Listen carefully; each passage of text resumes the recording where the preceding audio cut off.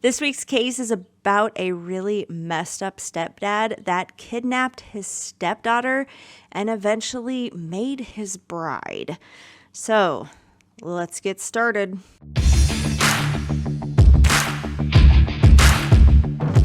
Hello everyone, my name is Brandy, and it's time for another true crime case or mystery along with one or more of my fabulous felines. If you are a returning subscriber, welcome back, my feline friends, and a big shout out to my feline fans who help support this channel. Okay, so this case is crazy, okay? And all of the research I did on it, whether it was an article or a video, they will tell you about the story, and then at the end they kind of go back and tell you oh, but wait, there's a twist. And then they go back in the past and tell you, actually this happened. And although I am all for a good old-fashioned twist because I am a movie buff, what a twist! Love it. I'm going to tell you the story in chronological order and not have the twist at the end because it's confusing enough to follow because there's all these names and aliases without jumping back and forth between the present and the past. So the story is outrageous enough without having to throw in a twist. Also, just a reminder that there is merch out in my store if you're new to the channel.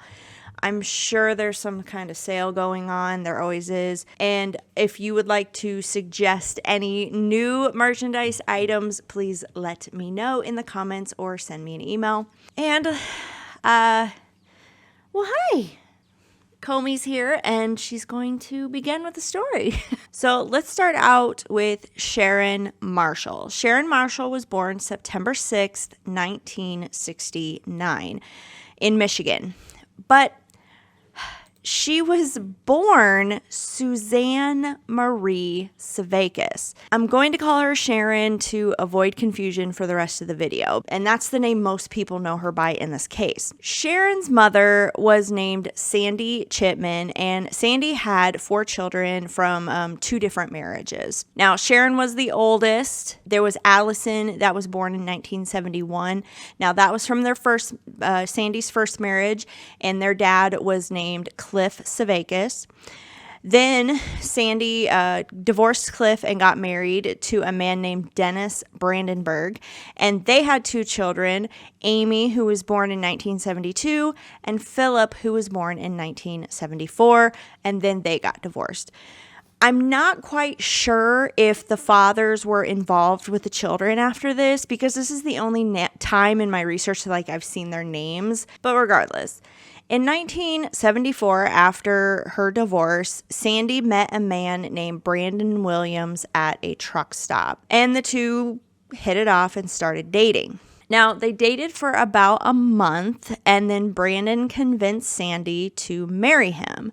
So they got married after a month of dating. Red flag. After the marriage, Brandon then relocated Sandy and her children to Dallas, Texas. Now, in 1975, about a year after they were married, Sandy and Brandon, they weren't making much money. It was hard making ends meet. And Sandy needed diapers for her kids. And she actually went to the store and she wrote a bad check to get diapers for her kids. I mean, pretty sad, right? Well, she got caught for that, and she had to actually go to jail for 30 days for writing these bad checks. So Sandy goes and serves her 30 days in jail, leaving the kids in the custody of her husband, Brandon. Well, after Sandy served her time in jail, she made her way home and she found the residence was vacated. There's no Brandon, there's no kids, everybody is just gone. She has no idea how long that they've been gone. Sandy called the police and she wanted to file kidnapping charges on Brandon, but authorities told her that since he was the stepfather and that he technically had custody of them because she had been in jail, that he had every right to take the children. Now, remember, this is the 70s, and they really didn't have a lot of, laws on the books about parental kidnapping. So there wasn't much that she could do. So Sandy panicked, and her whole goal now is to find her children. Now, Sandy did end up finding her two middle daughters, Amy and Allison. They were in a child group home ran by a church, so she was able to find them and regain custody of them. But she was never able to find Suzanne, Sharon, her oldest daughter, or her youngest, Philip, or knew what even happened to them until like decades later. So let's talk a little bit about Brandon Williams. Brandon was not his real name. This dude went by many aliases because, well, he was a dick. And he was a fugitive from the law. His real name was Franklin Delano Floyd, and he was born June 7th, 1943 in Georgia. Now, Frank was the youngest of 5 children, and his parents were Thomas and Della Floyd. Shortly after Frank's first birthday, his father died from kidney and liver failure due to being an alcoholic. So this left his mother, Della, with 5 children struggling to make ends meet. So Della ended up moving her family into her parents' small apartment. So Della and her children stayed with the parents in the small apartment for about a year, and it became like too much to handle for the parents with the kids running around and everything. So they asked Della, you got to move out. You got to get the kids out. You got to find your own place. Well, Della felt that there is no way that she was going to be able to make ends meet with 5 children. So she actually ended up putting Frank and his siblings into foster care. And they all went into the Baptist Children's Home in Georgia. Now, Frank had a pretty bad time at this home growing up. He was smaller than the other children, so of course he was bullied a lot. He claimed that he was sexually assaulted when he was 6 years old with a broomstick. As a teenager, the staff would dip his hand in boiling water as a punishment for touching himself. Frank was also getting into trouble because he was always fighting because of the bullying, and he developed a stealing habit. He would just steal anything that wasn't nailed down. Now again, Frank was the youngest of all his siblings, so all his siblings eventually turned 18 and they all were then released from the home, leaving him the only one there. So at age 16, Frank would run away from the home and he would break into a nearby house to steal some food. Well, he was caught for what he was doing, and the home didn't want to really accept him back. So the police ended up calling Frank's oldest sister, who by then was married and had 2 children of her own, and told his sister, if you take custody of him, we will not press any charges, or he's going to go to jail and maybe ended up like in a juvenile hall or something. So his sister took pity on him and told him that he could move into her house with her husband and 2 children. But it wasn't too long after Frank moved in that his sister could not stand his behavior, his stealing, his just general chaos, and kicked him out of the house. So Frank decided that he wanted to find his mother, Della, and the last that they had heard is his mother was in Indianapolis, Indiana. So he headed that way. He was able to find his mom, who unfortunately was working as a prostitute on the streets. However, she did help him forge some legal documents, birth certificates, social security card, what have you, to make him 18 years old instead of 16 years old. And the whole point was so he could go enlist in the Army. So Frank did end up enlisting in the Army in California, but he wasn't in the Army long when they soon realized that the documents he had provided were in fact falsified and not real, so they discharged him. After being discharged from the army, Frank ended up breaking into a Sears store to steal a gun. This set the alarm off and police arrived. Well, Frank was not going down without a fight, and it ended up in a shootout. Frank was shot in the stomach, but he was able to get emergency surgery and he survived that wound. He was then put into a youth institution like a juvenile hall until he turned 18. In June of 1962, when Frank was 19 years old, Frank would abduct a 4-year-old girl and take her to the woods and assault her. He was caught for this, and he was charged with kidnapping and child molestation, and he was sentenced to 20 years in the Georgia State Prison.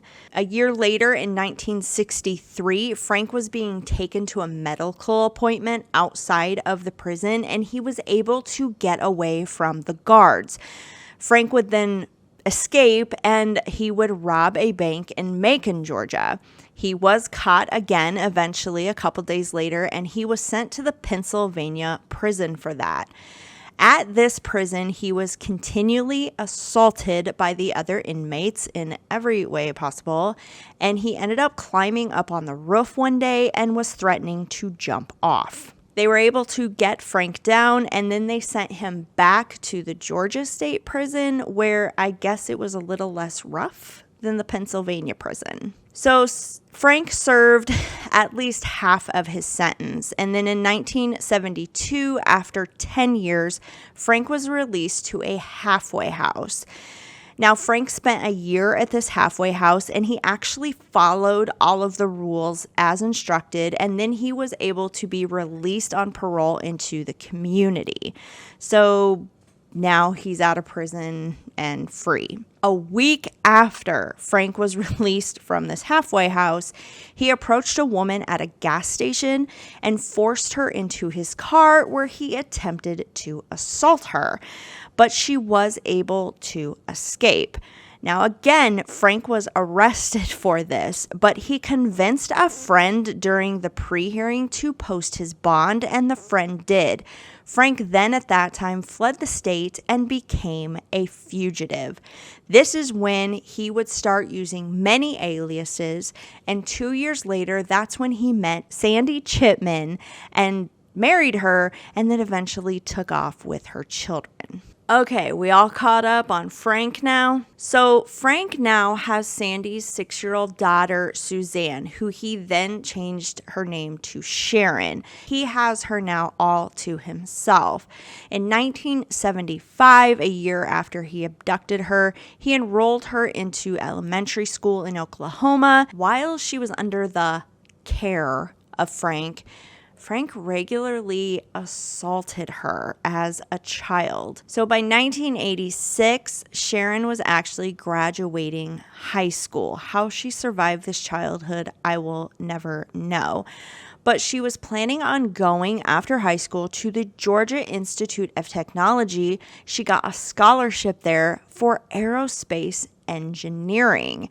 She was not only beautiful, but she was smart as well. Unfortunately, Sharon never would attend the college because she found out that she became pregnant by her boyfriend at the time.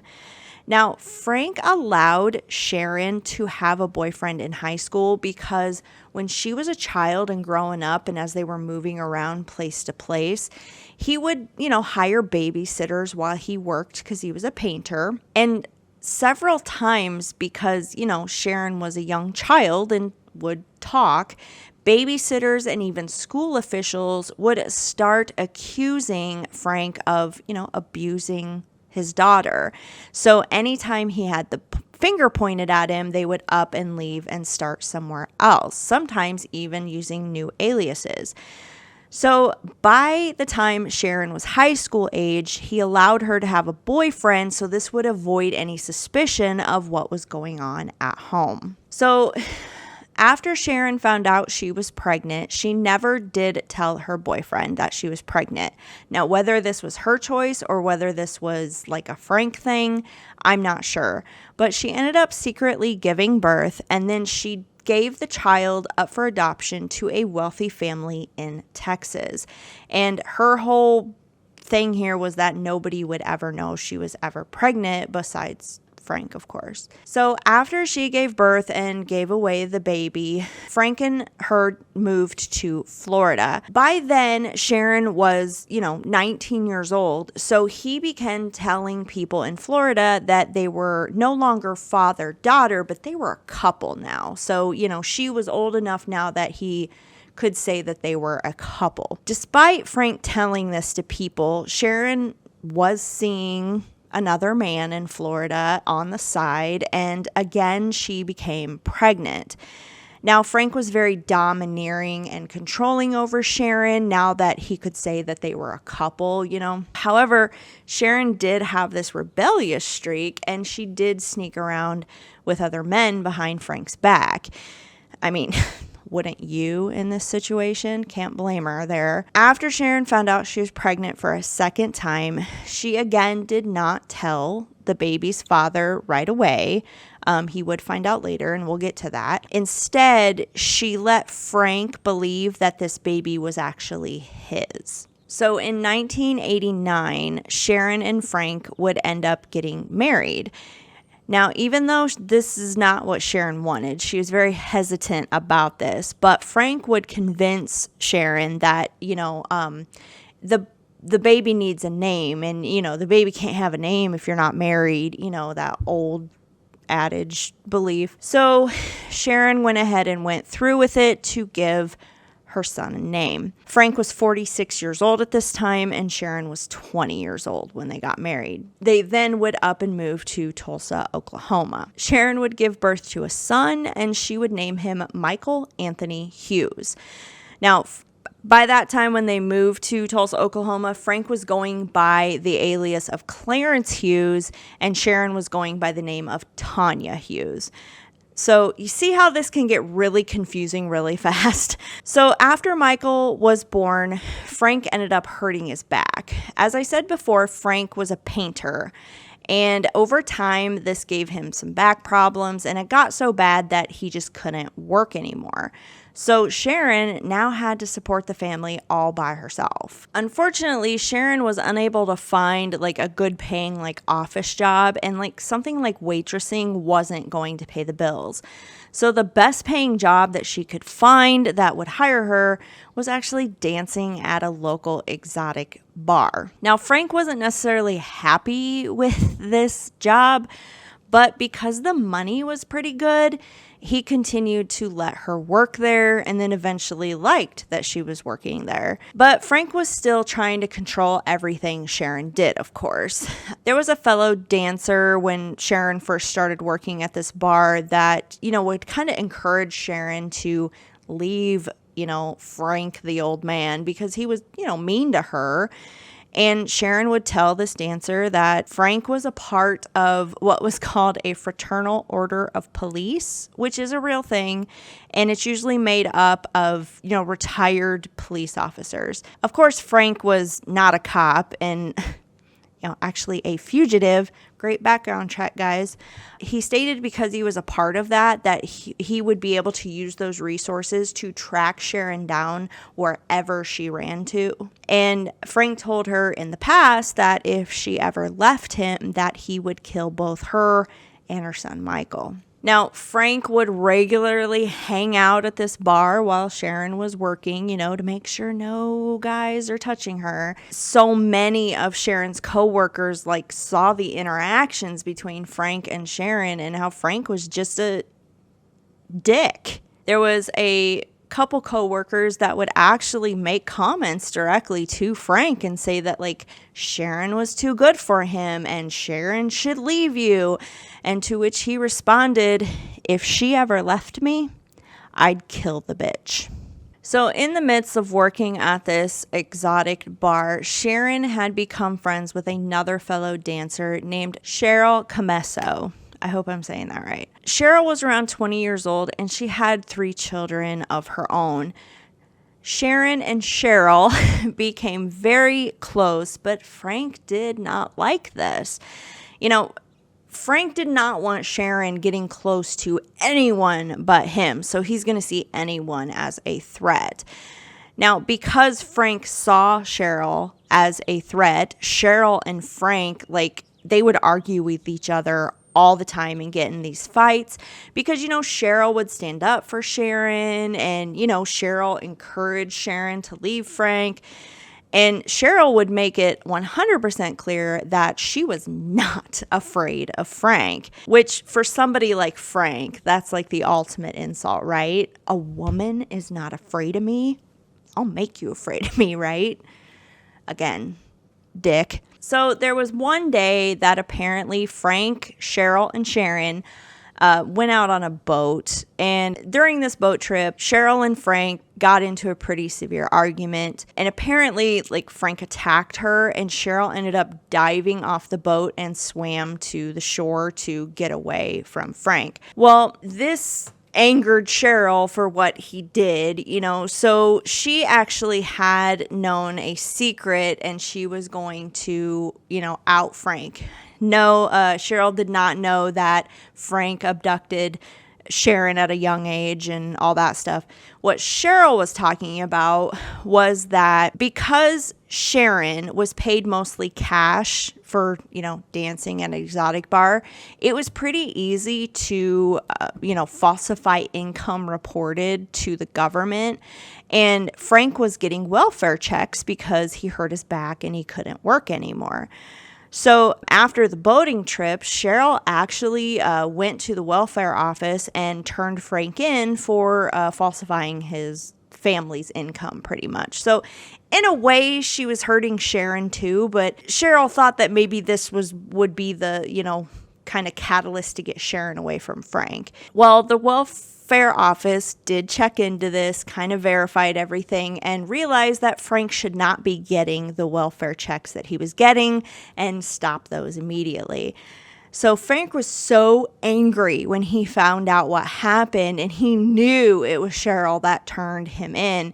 He actually went down to the bar when Cheryl was there, and he punched her right in the face in front of a whole bunch of witnesses and walked out of the bar. Then a couple of days later, Cheryl said that she was just going to go with a friend and get out of town for a while to cool off over the whole thing.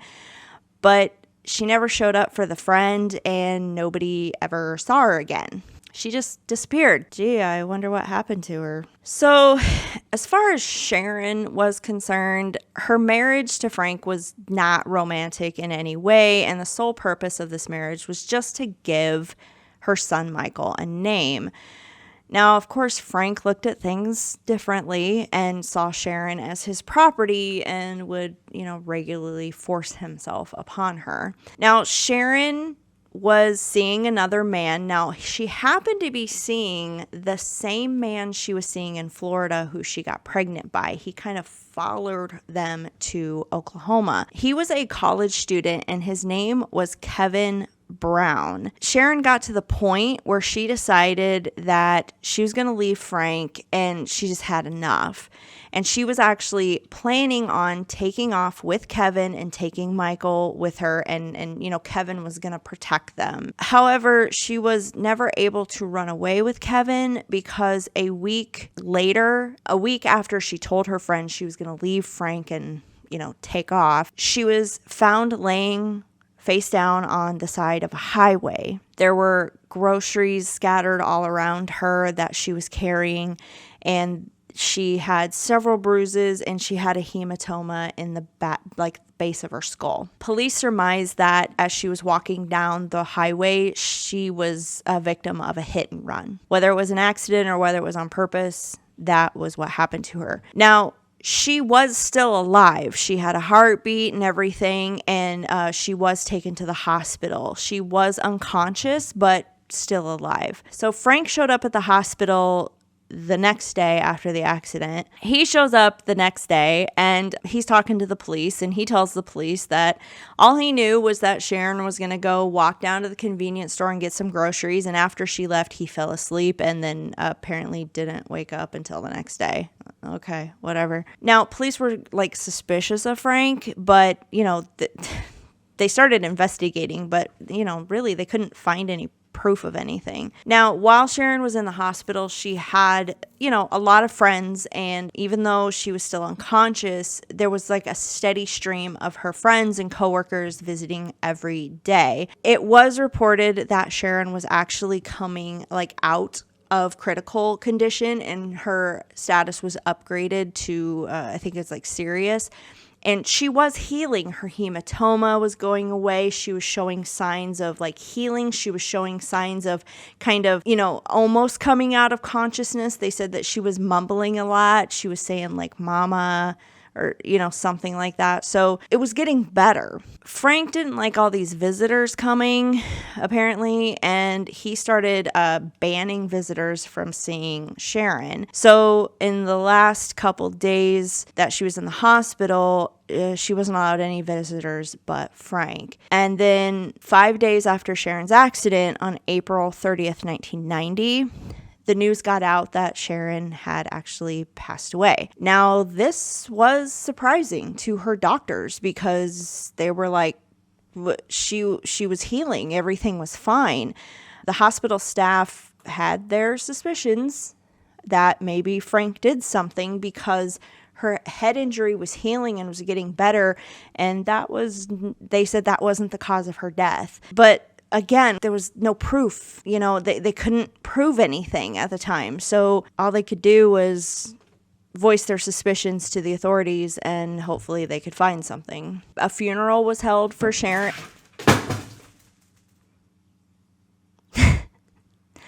There went a whole bunch of cat food. I swear, they're worse than toddlers sometimes. So a funeral was held for Sharon, and Frank picked out a headstone and everything. They said at the funeral he didn't really cry. He really didn't show any emotion. All he did was he placed a picture of himself and her as a child together in the casket with her. Creepoid. Sharon was only 20 years old. Now, a few months after Sharon's death, authorities found out that Sharon had these life insurance policies. These life insurance policies were taken out days before Sharon's accident, and they totaled $80,000. Now, Frank was contacting the insurance companies, trying to collect on this life insurance. But since Frank was going under all of these, different aliases, social services was having a hard time, verifying his identity and everything. So finally, Frank was so desperate for the money that he finally had to tell him his real identity, his real name, which of course was Frank Floyd.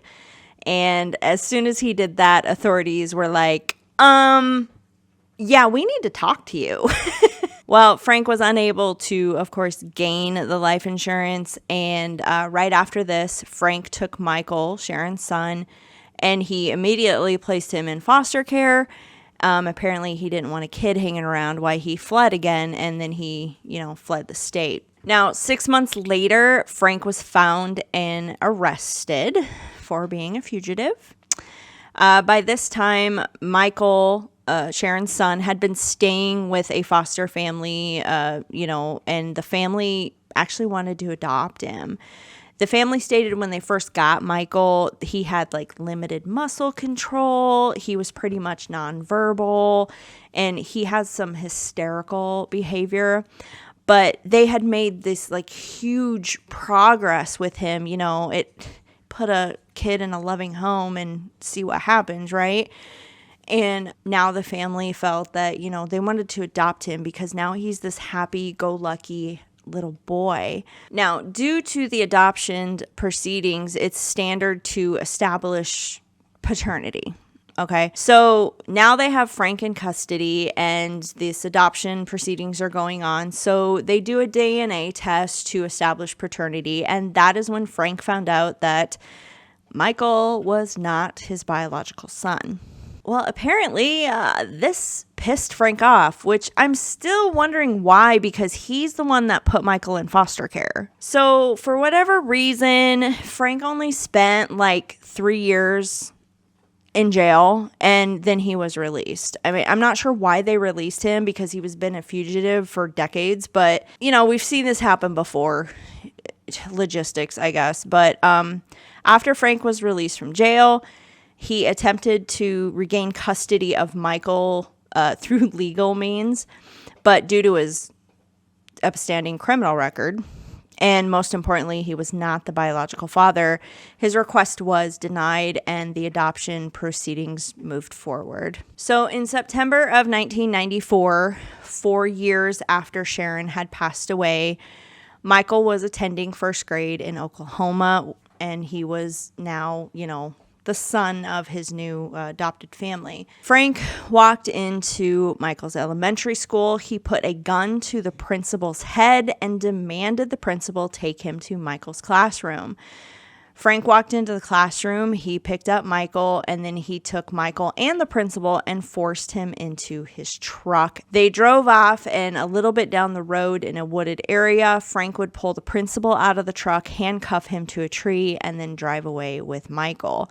The principal was eventually rescued and was not hurt. Thank God. So now there was a manhunt for Michael. It would be 2 months later that authorities would track down and find Frank in Kentucky and arrested him. Unfortunately, Michael was not with him. And when authorities asked Frank where Michael was, Frank would just simply say, "It's none of your business." Frank actually kept pretty mum while in custody, and authorities couldn't really get much out of him. He would just say it was none of your business, or he just wouldn't talk. However, this changed because several states away, a mechanic in Kansas City had bought an abandoned truck from an auction. When the mechanic started tearing the truck apart for parts, he discovered that there was a stack of 97 photographs in the dashboard on top of the gas tank in the truck.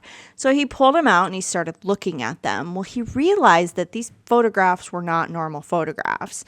Some of the photographs were of a woman who was tied up and had clearly was being beaten. She was bloody and just in peril. There were other pictures that looked older than the one of the woman, and it was a child, and the child was in poses that a child shouldn't be in at that age, and there was actually graphic pictures of the child being assaulted. This child was around age 4, 5. So, of course, the mechanic, freaked out, and he took the pictures to the local police. So the police started, tracing where this truck came from. And wouldn't you know, the former owner was Frank.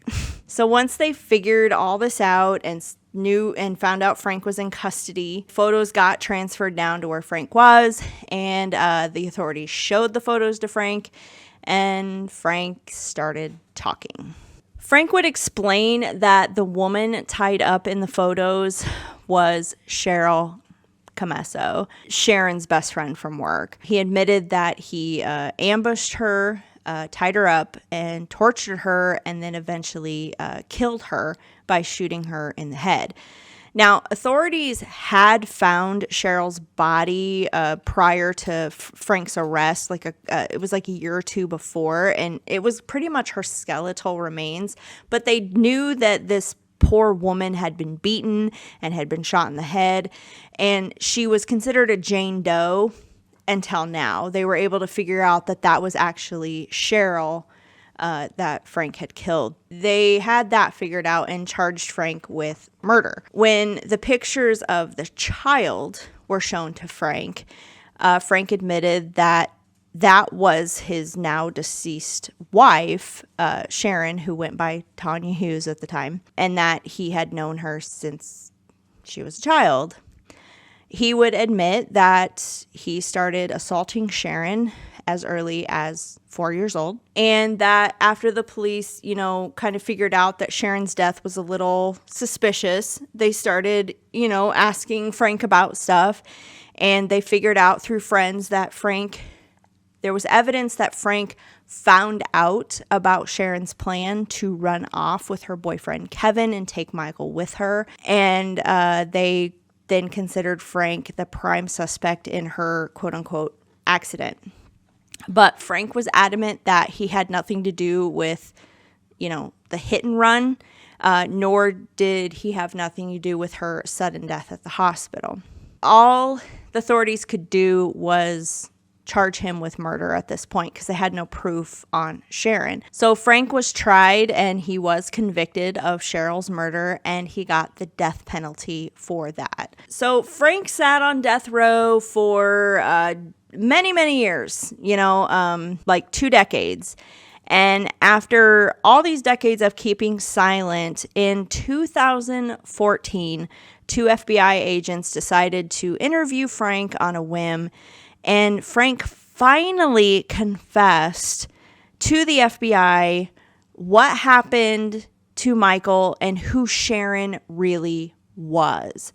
So Frank told the FBI that Sharon's name was really Suzanne, and that he went on to explain that he married her mother and she went to jail, and then he took off with the kids. And he dropped all 3 of them off at various foster agencies. And then he decided to keep Sharon for himself. So authorities were able, to actually find Sharon, Suzanne's mom. She was still alive, and tell her what happened to her daughter. But they told the family, because, the sisters were still alive as well.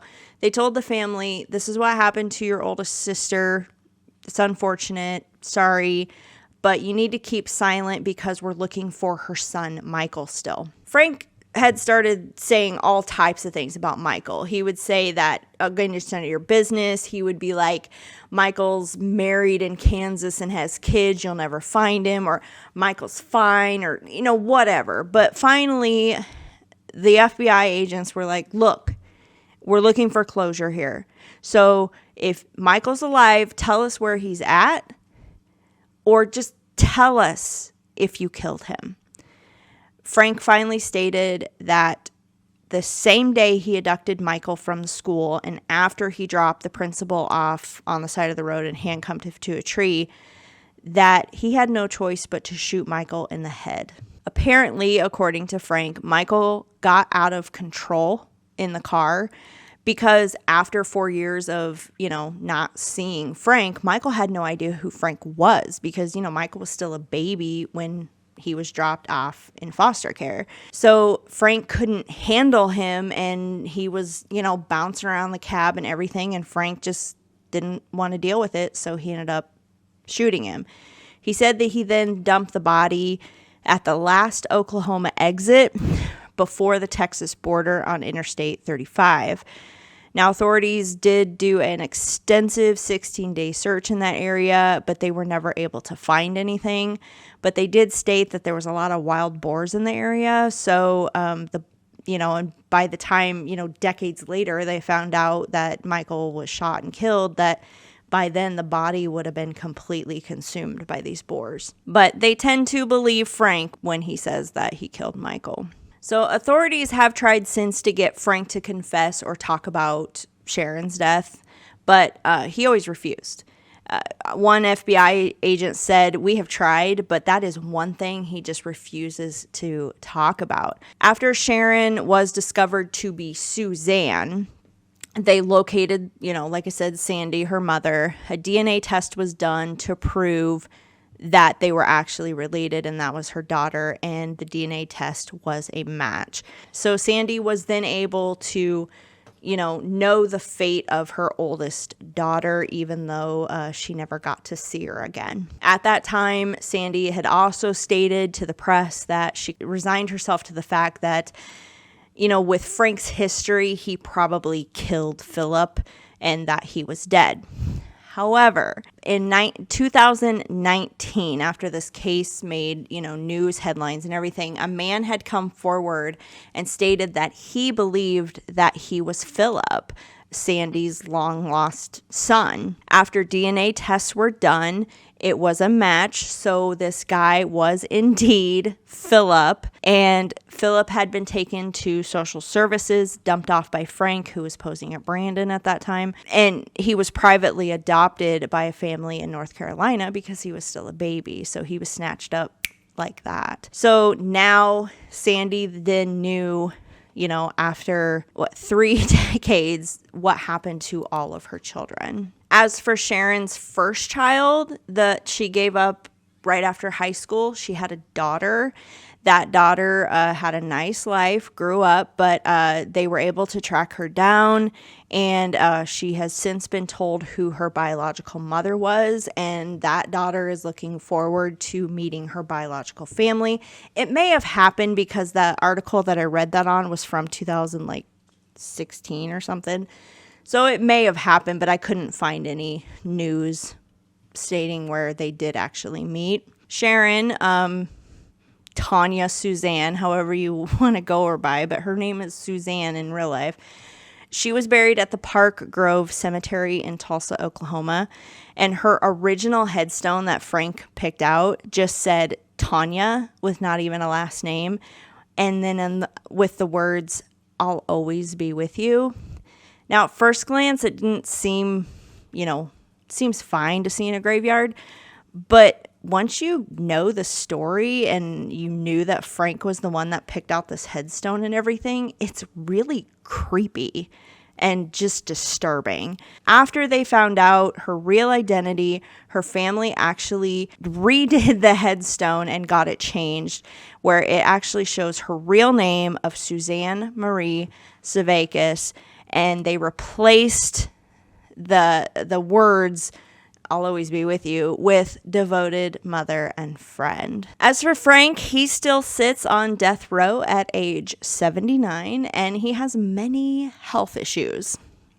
Tear. Now, there is no set date for his execution, and many think that he'll probably die of natural causes before he's actually executed. The FBI agent that was able to get the confession out of him about Michael is hoping that as Frank gets nearer to the end of his life, that he'll want to make more confessions, specifically about Sharon/Susan, so the case can just rest that he was the one that actually hit her with a car or, did something at the hospital to end up killing her. And hopefully he does, so the family can get closure. So what a crazy case, right? So in the articles and videos and everything that I watched, what they do is they kind of tell the story about Sharon and how she met this guy, Frank, and started dating Frank and then ended up marrying Frank. But then at the end, that's when they twist of, let's go back and tell you what really happened between Sharon and Frank. And that's when you get really confused about all the characters and all the aliases and everything. So yeah, I'm sure this video could probably have been more entertaining if I added the twist. What a twist! But sometimes it's just easier to go in chronological order so you know what's going on. But I'd love to hear what you think in the comments down below. If you'd like to become a feline friend, hit that subscribe button. Get this video a like if you enjoy the content. And if you would like to become a feline fan, hit that join button for special perks. Thank you, everyone, and I will see you in the next true crime case or mystery video.